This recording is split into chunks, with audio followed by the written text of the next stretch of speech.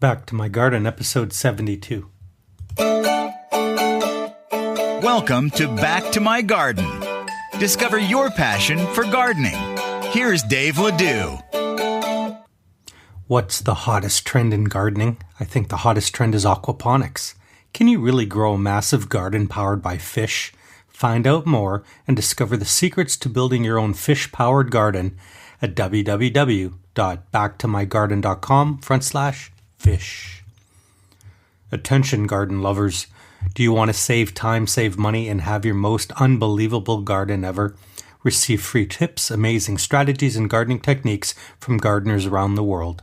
Join the VIP club for free today at www.backtomygarden.com/VIP. Well, good morning, good afternoon, or good evening, depending on where you are in the world when you listen to this. I'm Dave Ledoux, and welcome to another fantastic episode of Back to My Garden.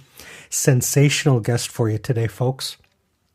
Kate is a garden writer and a blogger and a lecturer. She hosts a radio show for people who love vegetable gardening. We're going to talk a lot about that. It's called the Master Gardener Hour. That's on Saturday mornings. And Kate gets to garden and play in the sand and clay around New Jersey, but you may notice it's not quite a New Jersey accent. We're going to talk about that as well. So please welcome the host of Kate's Garden Journal and a whole bunch of other good internet stuff, Kate Copsey. Hi, Kate. Good morning. Yes, how are we doing over your way? It's beautiful to be with you. I'm excited that you're here. Well, thank you. Yes. I've given you a brief introduction. And I want to hear your stories, and I know our listeners want to get to know you better as well. Kate, take a minute, take a deep breath, 2-3 minutes. Share with us a little bit about your background and how did you get into gardening? Well, I think my first garden experience in the middle of England, my father at the time said he set my two brothers on painting the house around the windows and things like that. He sent my sister, who was a horse rider, round to do the stables, and he said, "You can do the roses." So he showed me how to prune a rose, down to a couple and which ones faced out and which buds faced in and all that. And then he watched me do another one, and then he let me loose on. It felt like another 3,000 roses, but I think there was only another 25. And so that was my first introduction to pruning and gardening. And then when I got married, we moved over to the States, and I think we started in Buffalo, New York, and I really didn't get into gardening, though, until probably we had kids, and that was maybe around 20 years ago now. And I started growing different vegetables and shrubs and perennials and roses, and found that, particularly with herbs, that not too many people knew what to do with them. And that kind of startled me because I herbs being perennial, you need to divide them every now and then, and I would chop them down, and I would take kind of a bucket round the neighborhood. Does anybody want any fresh herbs? What do you do with them?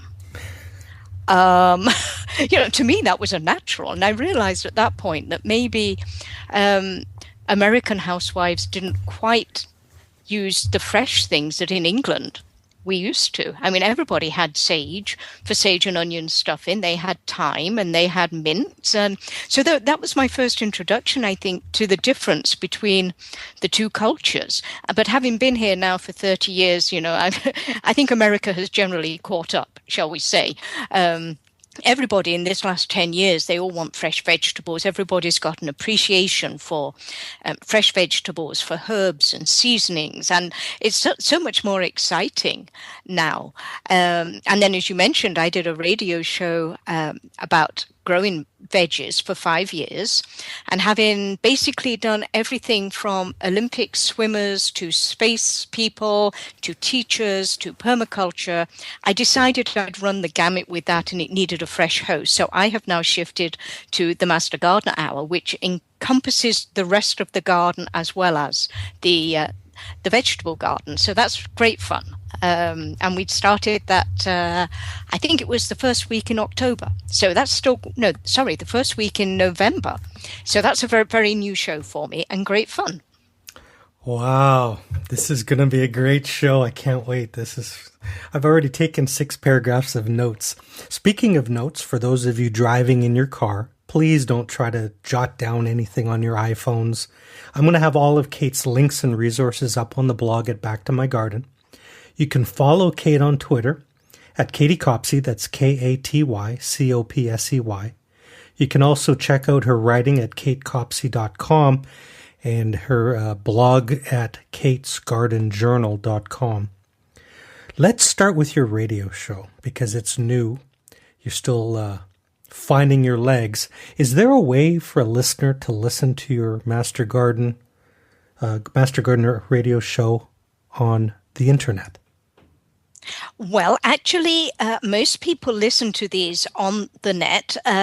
They can find it on, and they can listen to it live, obviously, although I record it. It's on the same station. It's americaswebradio.com. And on Saturday morning, you click on the programs, and Saturday it will come up as the Master Gardener Hour. That will give you the archives. Usually the Saturday program is archived on Monday or Tuesday, depending on the workload and who's there. And that will give you everyone that's been there beforehand. You can also put that in on iTunes and Stitchers, and you should get them. Whether they've actually archived them at this point on those, I don't know. I haven't actually tried that. I usually go to the station. You can also just listen live on a Saturday morning at 11 o'clock, and you'll hear us pretty much live. So, and the first 3 weeks we did fall gardening, daffodils, and now we're into the seasonal gift shows. So we're doing 4 different shows on different sorts of gifts for gardeners, which is great. I did this last year, and some of the great things that are out there for gardeners as gifts, either on your list or to put on your list. So it's always great fun. Here you are with an internet and live radio show. You're reaching all over the world. You've come a long way from the neighborhood lady with the herbs in the bucket. Oh, yes. And I think, as I said, that, the appreciation for lots of different things in the garden now. So, I think, although the awareness now has, obviously, I just happen to be in the right place at the right time, I think. And as you've probably gathered by now, I can talk the hind legs off a donkey. So whether it's in a microphone or on a stage or to a neighbor, I can talk to anybody. I explained this to some of my American friends that the English are a century ahead of the rest of us when it comes to gardening. I mean, you have taken gardening. It is like the 4th national sport of England. I mean, you do it at a level that no one in the world can do. You were telling me you know about one of the best kept secrets in Birmingham. Oh, yes. They have a beautiful Botanic garden, and I don't think many people really go there. And at the time that I went, it would be about maybe 6 or 7 years since I last visited it. And it's a good hike from the station, New Street Station, which is one of the main stations there. People go to New Street to go down to London and up to Manchester, but nobody gets off and actually goes to a Botanic garden, which is what I did. And it's quite a good walk. I think there's a bus as well. But it's just in one of the little neighborhoods. And at the time, it had 4 different gardens that were different period gardens. There was one that was a Roman garden, which had a nice mosaic on it. Then there was the Renaissance garden, and then there was the High Renaissance, and then there was a modern garden. So it was just kind of a nice little part of that. And I love garden history. And that's another really undereducated part. There are so many people now that are interested in garden history, and there's no teaching on it. I only know one course in garden history, true garden history, that's around. So that's something that we're hoping to change, or I'm hoping to change. But anyway, in this garden, I mean, and it's got beautifully landscaped areas, and it's right bang smack within sort of a 20-minute walk from downtown Birmingham. And of course, people think of Birmingham as being industrial, and they think of it as being black and grimy and very dense urban. And then you've got this beautiful little oasis in there that's just landscape gardens and taken care of by I think it's National Trust. Beautiful area, well worth finding. And now you find yourself in New Jersey and you're adding your own splash of color.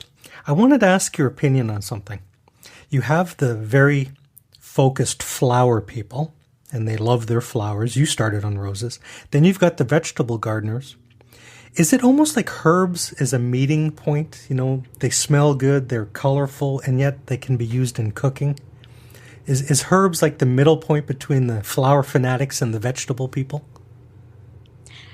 If you're really into hostas or daylilies or daffodils, probably not. But I think for the rest of us, maybe it is. Vegetables are on the one side, but I think it really depends on. I used to say actually when I was giving talks to herb people, and this was to herb people as against a general audience, because I am a little timid, and I used to say, a herb person, because the herbs go the whole gamut from fungi all the way up through annuals and perennials to shrubs to trees almost. We really have a very broad range. But if you've got some herbs in the garden, you'll take a toddler over to the garden and you'll encourage them to pick a leaf off and to smell it, to rub their hands on something and to smell it or to taste it. And you wouldn't, a true rosarian wouldn't do that. These things are to be looked at. You don't dare take a toddler over to touch it and rip the blossom off it just so they can smell it and look at the leaves. They don't do that. Hosta people don't do that either. That was unique, I think, to herb people. But I think vegetable people probably do the same thing too. You'll pick up a baby carrot and dust it off and hand it to a toddler to see what was under the ground, and potatoes and things like that. So there is a meeting to some extent. You made me laugh because my wife does that to me. I'm the toddler in the story. She has a purple one called anise. And the bees just love it. It's like flowers this purple flower, and it smells amazing, but the bees just are attracted to it. Well, that is an issue.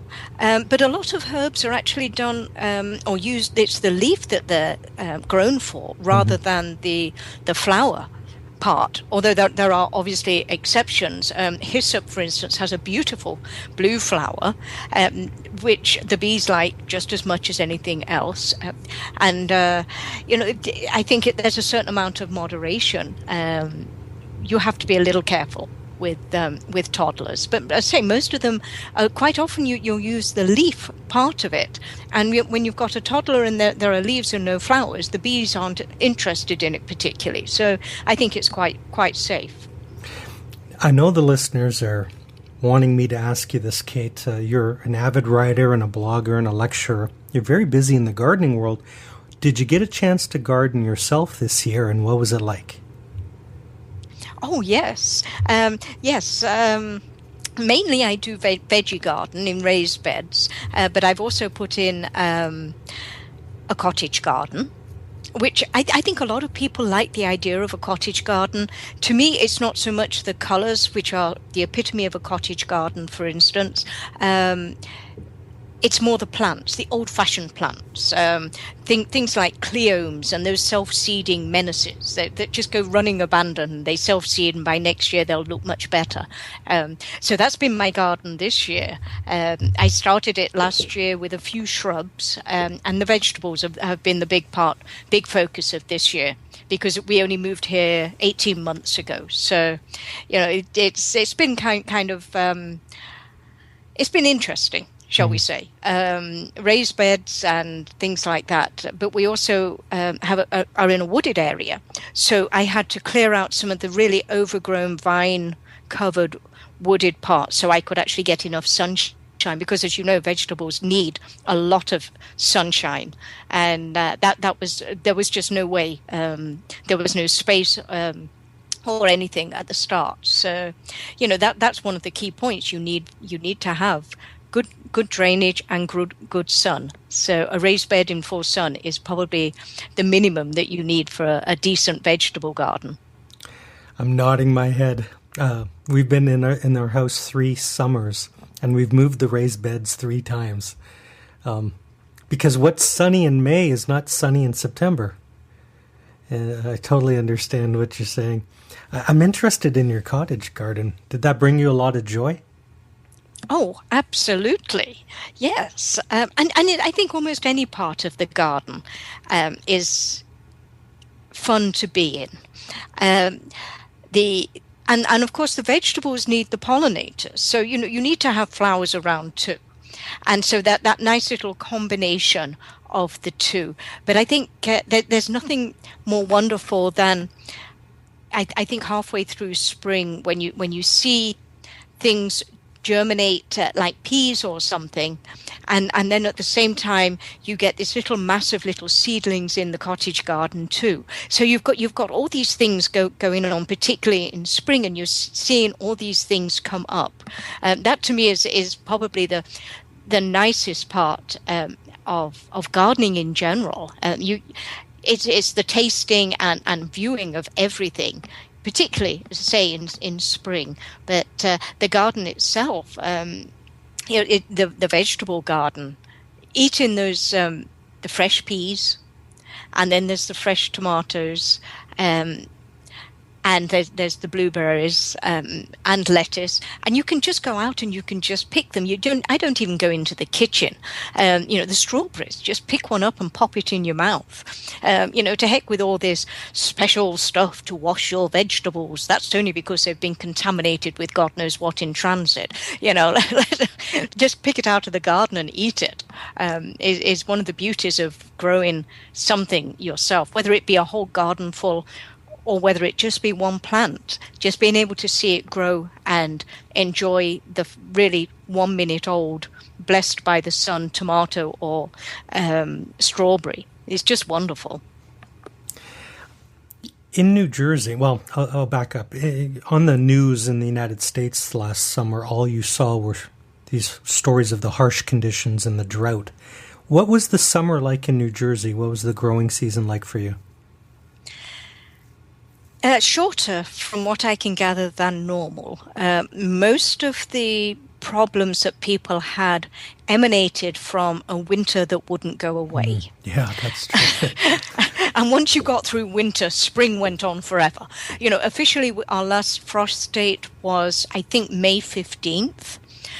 But frankly, although we didn't get a frost from the beginning of May, neither did we get 70 degrees. So, basil and tomatoes and peppers, they want that what I call the swimsuit weather. And I don't know about you, but I'm not about to put a swimsuit on at 72 degrees, even if the sun is out. That's just a little too cold for me. And that's the same with the basils and the peppers. Now, for something like the green beans, that actually works okay. You can fudge green beans. They'll grow at 50 degrees. And particularly the scarlet ones, I found those prefer the slightly cooler temperatures. They'll grow quite happily at 70, upper 70s, even low 80s. But once you get past that, they tend to take a break. And then when you get to fall, they came back again. But this year, I didn't think it was that particularly brilliant. We had fair bit of rain over the year. We didn't have a drought, which is a blessing, but neither did we get 95 to 100 degrees, and we didn't get a lot of humidity either. So that to me was great, but I was having scarlet runner beans all the way through the summer. My peppers didn't do very well. The tomatoes, because I say, although the frost date was the middle of May, I didn't put the tomatoes out until June. I just didn't feel the soil temperature was warm enough. So I had a few in containers that did a little better. But yeah, it was a different type of summer. I totally understand. Last year, it was the winter that wouldn't quit. I mean, there was college kids that started a drinking game. Anytime they heard the word polar vortex, you had to take a drink. So if you're playing the home game, have a shot of libation. I'll say polar vortex a second time. And yeah, I mean, my tomatoes had cold toes into the middle of June. It was, and then all that rain. We got a lot of leaf spot, the brown. Just it wouldn't stop raining every day in June. And then, yeah, I guess that's part of the unique challenges. Every season is different, right? Yes. But then again, here we are in December, and yesterday we got our first bit of snow. It was only a drizzle. But really, I think I was still getting tomatoes well into October, which again was, that was quite unusual, I think. Things didn't die as they normally do. We didn't get a frost till, it had to be probably a true frost. It must have been the end of October, which was a good couple of weeks after normal. I mean, my Asian vegetables, they went first, but the tomatoes, they hung on well into the end of October. And by then you're thinking, they're looking ragged. You don't need a frost to tell you actually that the garden is over its best. You get a little tired. It looks tired. The tomatoes weren't producing as much. The squashes, although they weren't dying, weren't being pollinated quite enough. So you'd get the flowers out, and then you'd get sort of 2/3 of a zucchini or squash starting to develop, and then it would wimp out at the end. That's a sign of lack of true pollination. So that type of thing was just showing, and really I should have ripped a lot of things out before I did, but I like to keep it green for as long as possible. Kate, we have a lot of container gardeners that listen to this, and raised bed gardeners. I have raised beds. I wanted your opinion, or maybe some insight.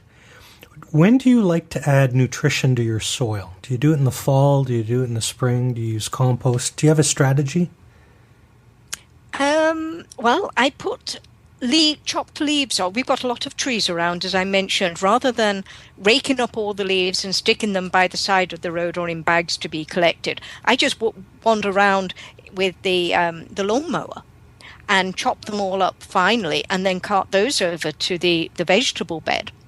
That's kind of a winter mulch, because a lot of the perennial ones, like the blueberries and the asparagus, I wanted to give them that extra bit of coverage. So that was kind of, and then that will obviously go down into the soil. So that's kind of the fall stuff. And then in spring, I will put more compost on. I do find that raised beds, particularly if you've used compost, they compact, or they reduce in height. So I will probably get another couple of yards of true compost, bulk compost, and put that on just to raise the beds up again. So, you do a little bit in the spring, some in the fall as well. I'm envious, because all the trees in my neighborhood all have an orange spray painted dot on the trunk. And the city came around, and this disease, ash boring beetle, has killed all the trees in my little village.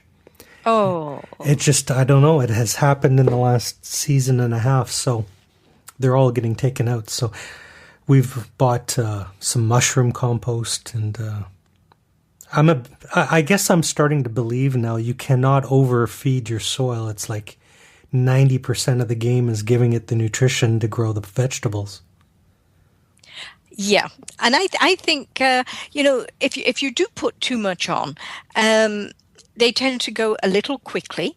But I think overall, so long as it's well decomposed. I mean, you don't want horse manure that's fresh. So it's got to be well decomposed. And you know what? I did a lot over the winter because I'd got certain areas where I knew my raised beds were going to be. I was taking the kitchen scraps and just throwing them into those raised beds and then covered them over with the compost in the spring. So that was almost like sort of doing, you put them in a compost pile. Well, the compost pile then decomposes and goes onto the veggie bed. Well, I kind of skipped that step of the compost pile. I put them straight in the veggie bed, covered them and let them decompose in situ. Kind of skipping a step there. It did mean that I did get some potatoes and tomatoes where I weren't expecting them. But overall, it worked. Yeah. Surprise. Let's take a minute to thank our sponsors and then come back and play 5 quick questions. Are you concerned about toxic chemicals, GMOs, and frankenfood? Don't panic. Grow organic. Discover my new resource for organic gardeners. Go to www.BackToMyGarden.com/myorganic. Discover how to earn your first $500 as a new garden blogger. Get my simple 5-step system for creating your own second income doing what you love part-time. Download instantly for free my garden blogger blueprint at www.backtomygarden.com/secret. You know, kid, I just glanced at the clock. Our time is rapidly going by, and now's the time in the show where we play a game called 5 Quick Questions. This is your chance to share your wisdom and experience with brand new novice gardeners. Are you ready Are you ready to play? Okay. Okay. Question number 1. What do you think stops most people who don't garden from gardening? What is it they're afraid of? I think that there are people are so busy. So I think there's a time factor. The people don't think they've got time to do it. They don't think they've got a space to do it. You know, they think that, you know, when I was growing herbs, people would say, well, I don't want to buy that herb right now because I haven't got a herb garden. Excuse me, a herb is a plant. It doesn't need its own garden. It's only convention that has made us think that you have to have a herb garden and that the herbs can only go there, you know, and vegetables can only go in the vegetable garden. And you don't need to till up or even have a big vegetable garden to grow vegetables. You can do it. And I got this year a little bag of mix and put a couple of crosses in the top and stuck 2 tomato plants. You don't need a garden to do it. And I think that's the second thing. They think they haven't got space. They think they don't have time. And they think that they have got either a black thumb or they need some special knowledge. You know, just go buy a plant, stick it in some dirt in a bag or a pot, water it, give it some sunshine and go for it. You know, 90% of the time, it'll work. You know, get over it. Just do it. That leads perfectly into question number 2. Now, you've had a lot of experience and you've had some interesting teachers. What's the best gardening advice that you've ever received? That one's a tough one. And I know you told me these before, and that one I have been racking my brains because there are so many teachers out there. And I think probably the Master Gardener, when I first took a Master Gardener course, that was probably the most valuable education I had. And I know there's a lot of people out there that think otherwise. But the biggest thing it teaches you is you know where to go and find the answers. And it just shows, it teaches you that you don't know all the answers, but you can get away with some real basic knowledge and knowing where to find the rest of it. So just putting a plant into a pot or a bag of soil, that will work. And that's the basic knowledge. And then, but if you really want to know how to grow tomatoes and what's going to affect them, the right nutrients, you know, go for it. You know, there is all that information out there. But so that was the value of that course, I think, that you know where to go and find things, which certainly helps, but you don't need it to do basic gardening. Fantastic. Perfect segue into number 3. Websites. So I want everyone listening, head over to the web and follow Kate. Go to katesgardenjournal.com and katecopsey.com. Can you recommend one or two favorite websites for gardeners? Maybe a resource site or a blog you read? I think that if you go to any of the major seed companies, things like Johnny's and Burpee and Stark and things like that, they all have garden information. And I think those are a much better way than putting into the browser how to grow a whatever, because those will bring you up with the generic sites that are written by folks that aren't professional garden people. And it was explained to me once that, you just go out and you find a couple of articles and you can put an article together. Well, that doesn't work. And a lot of those sites tend to be very generic, and the people haven't been there, done that. Whereas if you go to some of the big seed companies, they're vested in not just you buying their seed, but you being successful so that you come back. So they actually have some great gardening advice on them. If you're into organic gardening and things like that, there are a couple of sites, and the name escapes me right now, but there are a couple. And of course, your extension agent, if you're in the US anyway. They will always give you some good, solid advice. The other thing is, if you're going into a browser, put .edu at the end of it so that you get an education site. So you get solid knowledge, not just a rehash of what's out over the net. And I'll tell you one of the ones that you know all this about growing herbs in the winter on a windowsill. You've got to have a really good sunny windowsill and excess light, because otherwise they ain't going to be happy, kid. And yet, how many times do you read that on the internet? Growing herbs inside, just stick them on a windowsill. It don't work. There isn't enough daylight. There's not enough day length for most of them to be happy. They won't die, but most of them won't be happy. And yet all those are just rehashed and rehashed and rehashed. And that actually, have you figured out that bugs me? Good advice. Head over to the seed sites like Johnny's, Stark, and Burpee. Cautionary note, listeners. Going to seed sites may lead to buying of seeds. That's one of the reasons we have 22 kinds of heirloom tomatoes in our garden. One member of our family, the head purchaser, she can't say no.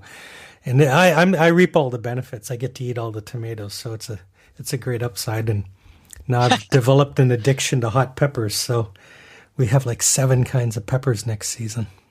Oh, nice. Actually, my peppers didn't do too well. A part of it was the summer, but also I made a classic beginner's error, which, scratch it down to, oops, didn't think.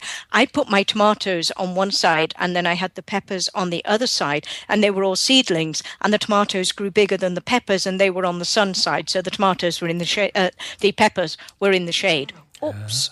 Strategic planning. Yeah. Yes, I just got the sun totally in the wrong direction, obviously, and yeah, I blew it.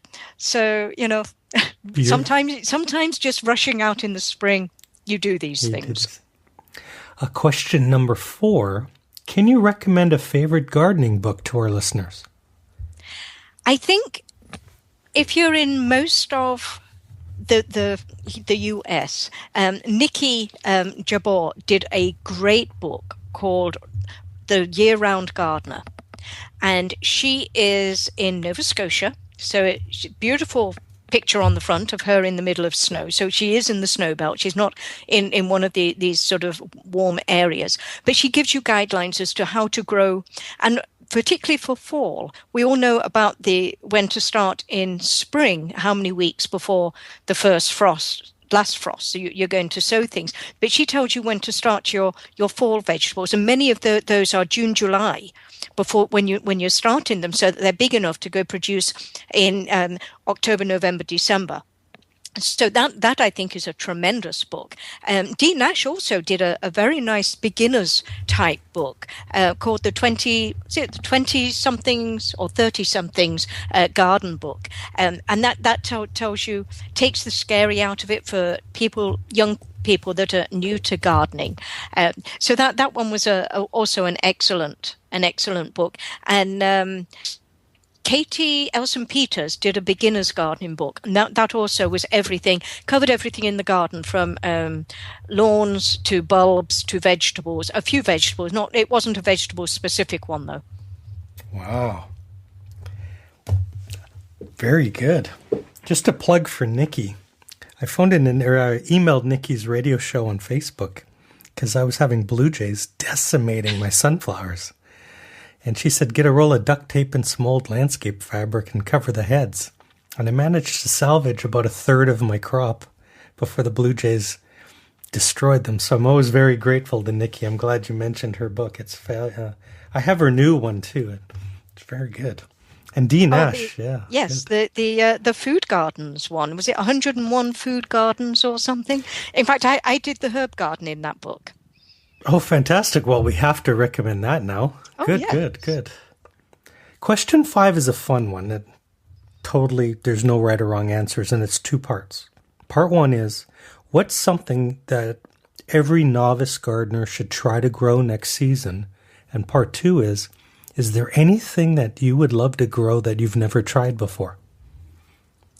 I think the answer for both would actually be something you haven't grown before. And if you're new to gardening and you like tomatoes, and let's have the caveat here, not everybody likes tomatoes, but whether it be tomatoes or peppers or strawberries, just grow something.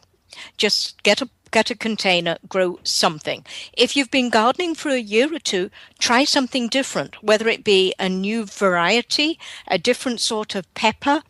This year I tried some Asian vegetables. I wasn't very satisfied with it, so I'm going to try those again next year. And so some of these more oriental style vegetable idea, and we've got plenty of fences. So that's on the to-do list for next year too. Hops, fantastic.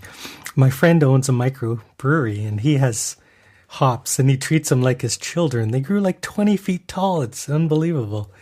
Filled his freezer with his harvest. Yes. Yeah, good for your husband. He'll enjoy that. Oh, yes. And they like full sun. They can be a bit of a thug in the garden, but if you've got a trellis or an archway, stick them on that. I mean, just give them strong support. And they are incredibly hardy, but they are just beautiful plants. So let them have somewhere to romp and then enjoy them. But yes, there are, I'm told actually that there are so many microbreweries starting up now that there is beginning to be a bit of a crisis on hops. So that's another good reason to grow your own and try self-brewing it yourself. Fantastic. Kate, you've been an amazing guest. Our time is whipping by. I want all the listeners, follow Kate on Twitter at KATYCOPSEY. Go check out the websites, katesgardenjournal.com and katecopsey.com. I'm going to have all the links up at Back to My Garden, episode 72. Kate, I want to give you the last word today to our listeners. Can you leave us with either a pearl of wisdom or a note of encouragement? I'm not sure I'm the one for wisdom. But I think the most important thing about gardening that I've found, most plants, particularly perennials and that type of thing, they want to live. And no matter how you prune them or whatever, plants want to live. Now, the annuals are a little bit different, but if you don't like something, if you don't like chard or kale, don't grow it. Just because everybody's growing it, if you don't like eating it, don't grow it. Grow something you enjoy. Absolutely brilliant. Kate, thank you so much for being on the show. We'll have to have you back next year. Oh, you are more than welcome. I'd be happy to come back again.